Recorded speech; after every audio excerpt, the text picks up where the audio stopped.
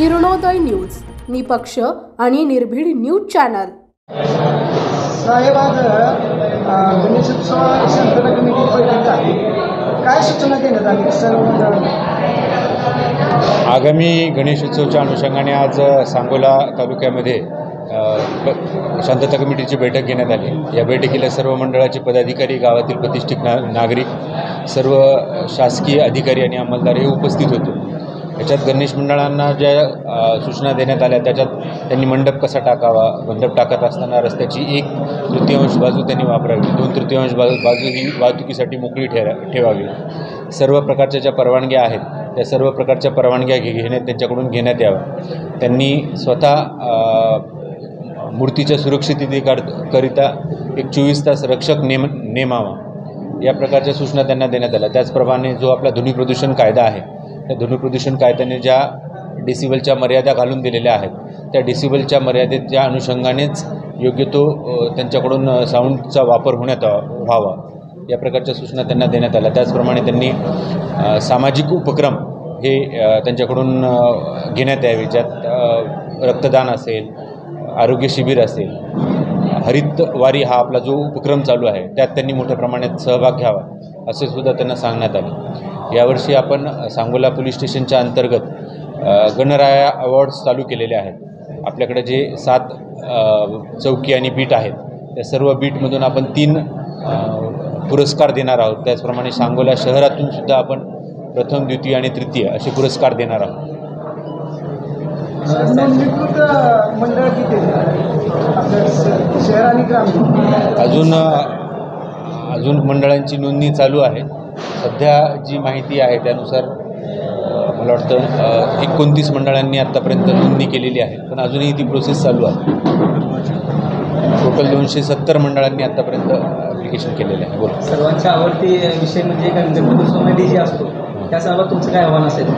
मी सर्वांना आपल्या मार्फत एक आवाहन करू इच्छितो की डीजेचे दुष्परिणाम हे खूप मोठ्या प्रमाणावर समाजात दिसून येतात। त्यामुळे अशा प्रकारची जी साऊंड सिस्टीम लावली जाते आणि ज्या भिंतीच्या भिंती तयार केल्या जातात तर ह्या कृपया आपण तयार करू नये।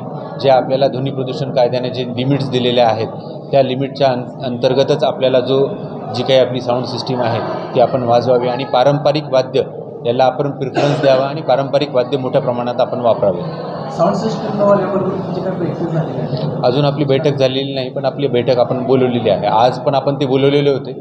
आता मला ती कल्पना नाही ती बैठकीला होते किंवा आजच्या बैठकीला होते ते।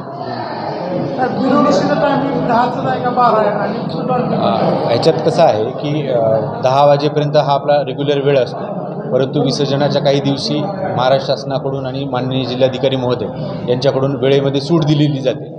ती सूट जशी येईल त्याप्रमाणे ती आपल्याला सांगण्यात येईल। साहेब, पोलीस प्रशासनाकडून शहर आणि ग्रामीणमध्ये गणेशोत्सवासाठी काय कशा पद्धतीने? हे बघा, आपल्याकडं जे मागील गुन्हे दाखल आहेत ते गुन्हे दाखल असणाऱ्या सर्व आरोपींवर आपण कडक प्रतिबंधात्मक कारवाई करतो। त्याचप्रमाणे आपण 2पेक्षा जास्त गुन्हे दाखल असलेल्या आरोपींची एक यादी तयार केलेली आहे। त्या सर्व आरोपींवर आपण प्रतिबंधात्मक कारवाई करणार आहे। त्यांच्यावर आपण BNSSचा जो नवीन कायदा आहे त्याप्रमाणे 126, 129ची कारवाई करणार आहे। तसेच काही आपण ठराविक लोक आयडेंटिफाय केलेले आहेत की ज्यांनी आपल्याला यापूर्वी कधी त्रास दिलेला असेल तर त्या लोकांना आपण पूर्ण गणेश उत्सव आणि ईद ए मिलाद या काळामध्ये त्यांना आपण तालुक्याच्या बाहेर टाकणार आहे। त्यांच्यावर आपण कारवाई करून त्यांना तालुक्याच्या बाहेर त्यांच्यावर हद्दपारीची कारवाई करणार आहोत। आजपर्यंत जी प्रतिबंधक कारवाई केलेली आहे त्या प्रतिबंधक कारवाईवर कोणतंही म्हणजे ठोस निर्णय घेतला जात नाही। ते माणसं इथंच फिरतात पण त्याच्यावर काही कारवाई केली जात नाही, याबाबत नाही असं नाही होणार। आपण यावेळेस यावेळेस आपण ती यादी पण पब्लिश करू की ज्यांना आपण 144(2) किंवा जुन्या CRPC 144(2) खाली ज्यांना आपण हे केलं होतं तसं ज्यांना आपण बाहेर टाकणार आहे, बाहेर काढणार आहे किंवा ज्यांच्यावर जी प्रतिबंधात्मक कारवाई केलेली आहे ती आपण पब्लिश करू, नावानिश्चित आपण ती हे करू। ठीक आहे, धन्यवाद। साहेब, तुम्ही काही सूचना करा का जे आता आपण वृक्षारोपण करणार आहे, आपण सामाजिक उपक्रम आपण घेणार आहे त्या संदर्भात आपण देखावे असतील किंवा मिरवणुकीच्या सुद्धा आणि डान्स असतील, ढोल पथकांचे विविध कार्यक्रम असतील तर तुमच्यावर कसं काय मार्गदर्शन करता येईल? सर्व गणेश मंडळांना माझी ही विनंती आहे, आवाहन आहे की आपण जे त्याला प्रोत्साहन म्हणून आपण हे अवॉर्डसुद्धा ठेवलेले आहेत आणि ह्याच्यात आपली जी मार्किंग सिस्टीम राहणार आहे ती मार्किंग सिस्टीम अशीच राहणार आहे की ज्यांनी विधायक कामं केली, ज्यांनी रक्तदान असेल, सामाजिक उपक्रम असतील, वृक्षारोपण असेल, अशा प्रकारचे कार्यक्रम ज्यांनी घेतले त्यांना आपल्याकडून जास्तीतच म्हणजे त्यांना त्या मार्किंग सिस्टीममध्ये जास्त वेटेज दिलेलं आहे.